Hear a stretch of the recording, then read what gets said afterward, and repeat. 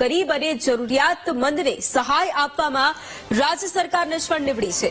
સરકારી બાબુઓની બેદરકારીના કારણે ગરીબો સરકારી સહાયથી વંચિત રહ્યા છે। કેગના રિપોર્ટમાં ચોંકાવનારી વાસ્તવિકતા સામે આવી છે। NFBS સ્કીમમાં 27,801 લાભાર્થીઓ સહાયથી વંચિત છે।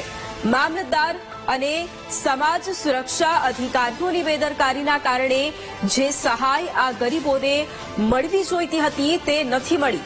ઝઘડિયામાં વર્ષ 2014 થી 2019 વચ્ચે 201 લાભાર્થીઓ સહાયથી વંચિત રહ્યા।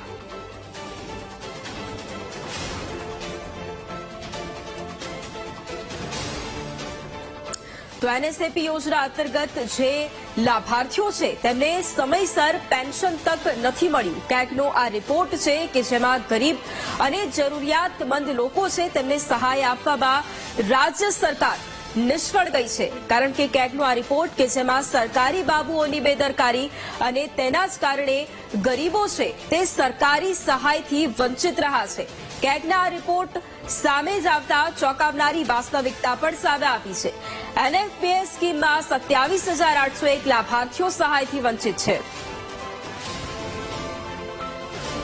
અને આજ મુદ્દે કોંગ્રેસ નેતા હેમાંગભાઈ રાવલ ફોન લાઈન પર જોડાયા છે। હેમાંગભાઈ, સ્વાગત છે। સૌથી પહેલા તો VTV ન્યૂઝમાં સૌથી પહેલા હેમાંગભાઈ, સવાલ એ કે કેગનો રિપોર્ટ સામે આવે છે અને એમાં એ વાસ્તવિકતા સામે આવે છે સરકારી બાબુઓ કે જેમની બેદરકારીના કારણે રાજ્યમાં જે ગરીબો છે તે સરકારી સહાયથી વંચિત રહી ગયા છે, એટલે ગરીબો સાથે અન્યાય થયો છે। સૌથી પહેલા આ મુદ્દે આપની પ્રતિક્રિયા।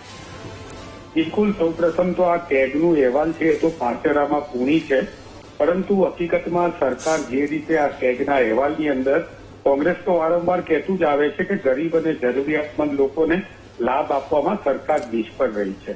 કારણ કે કેગની અંદર સ્પષ્ટ લખેલું છે કે NBFS NFBS નામની જે સ્કીમ છે એની અંદર 27,801 લાભાર્થીઓ જે છે એ લોકો વંચિત રહ્યા છે અને મામલતદાર અને સમાજ સુરક્ષા અધિકારીઓની બેદરકારીના કારણે, અને આ હકીકતમાં એમની બેદરકારી નથી પરંતુ સરકારની બેદરકારી છે, જેઓ ગરીબોને વંચિત રાખી રહ્યા છે। PPL કાર્ડ ધારકના પરિવારના મોભીના અકસ્માત બાદ તેમના જે વિધવાને 20,000ની સહાય ચૂકવવામાં આવે છે એવા પણ લોકોને 20,000ની સહાય કે પેન્શન મળ્યું નથી, એ કેગે કહેલું છે। અને ટોટલ જોવા જઈએ તો 3,820 લાભાર્થીઓને પણ 1 થી 38 મહિના સુધીનું પેન્શન મળ્યું નહોતું અને 1,072 લાભાર્થીઓના મૃત્યુ જે હતું એ થયા પછી પણ એમની સહાય જે છે એ ચૂકવવાની રહી ગઈ હતી। એમાંથી 170ની તો ઓળખ થઈ ગઈ હતી।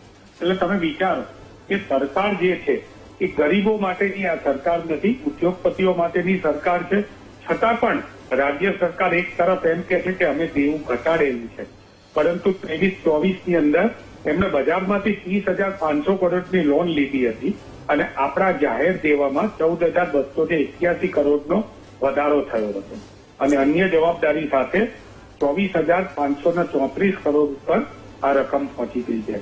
એટલે કેગના અહેવાલની અંદર સરકારના વિકાસના જે ગરીબો સુધી પહોંચવાની વાત હોય એની પોલ ખુલી ગઈ છે।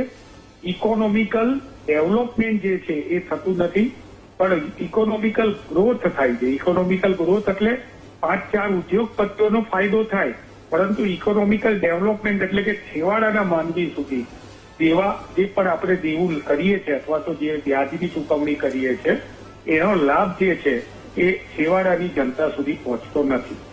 જી હેમાંગભાઈ, બીજો સવાલ એ છે કે એક તરફ જેમ આપે પણ જણાવ્યું એમ કે સરકાર એવું કહે છે કે ગરીબોની સરકાર છે, પરંતુ એ જ ગરીબોની સરકારના રાજમાં જે ખરેખર ગરીબો છે તે સહાયથી વંચિત રહી જાય છે, તેમને ખરેખર જે મળવું જોઈએ તેનાથી તેઓ વંચિત રહી જાય છે। એના વિશે શું કહેશો?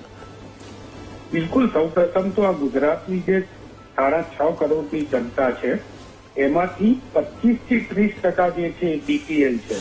એટલે સૌથી પહેલા તો ગુજરાતની અંદર જે ગરીબો જે છે એ ખૂબ જ વધારે છે અને ગરીબોને માત્ર એક અનાજ, એ પણ કોંગ્રેસની જે સ્કીમ હતી કે જેની અંદર રાઇટ ટુ ફૂડ સ્કીમ હતી, એ સ્કીમ મુજબ અનાજ આપવા સિવાય મને લાગે છે કે બીજું કંઈ કરતા નથી અને વારંવાર સરકારી કામોની અંદર જે ભ્રષ્ટાચાર જે છે, તમે વિચાર કરો કે ખાસ કરીને આ બધી જે લાભો નથી મળ્યા એ લાભો એકદમ અંતિયાળ વિસ્તાર, આદિવાસી વિસ્તાર, ધારો કે ભરૂચનું ઝઘડિયા હોય કે ડાંગનું આવા હોય, આવા જગ્યાએ જ્યાં સમાજ સુરક્ષા અધિકારીની વધારે જવાબદારી હોય, આવી જગ્યાએ ના વિધવાને લાભ મળ્યા છે, ના લાભાર્થીઓને લાભ મળ્યા છે, ના 1072 લાભાર્થીઓ મરી ગયા તો બીપીએલ થી ઉપર આવ્યાની ચકાસણી પણ નથી થઈ.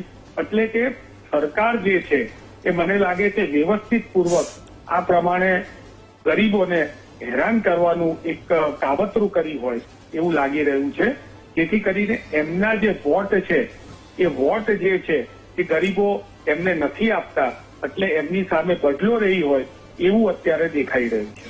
બિલકુલ, આભાર હેમાંગભાઈ જોડાવા માટે. તો સરકારી બાબુઓની આ બેદરકારી જેના કારણે જે ગરીબ લોકો છે તે સરકારી સહાયથી વંચિત રહી રહ્યા છે.